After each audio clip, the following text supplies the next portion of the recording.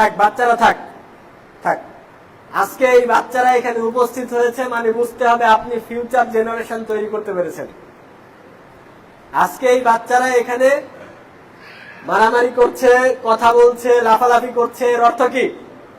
এর অর্থ হচ্ছে আপনারা সামনের জেনারেশন তৈরি করতে পেরেছেন। ওরা থাক ওদের মতো, আপনারা আমার কথার দিকে মনোযোগ দেন।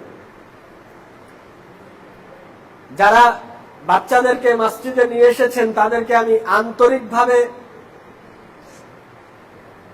ধন্যবাদ জানাচ্ছি। আল্লাহ আপনাদেরকে জাযায়ে খায়ের দান করুন। এইভাবে বাচ্চাদেরকে 5 ওয়াক্ত সালাতে নিয়ে আসতে হবে। নিয়ে আসলে হবে কি, আমরা যখন বাচ্চা ছিলাম তখন আমাদেরকে এইভাবে বকাঝকা করতো মুরব্বীরা, এই লাফালাফি করো কেন?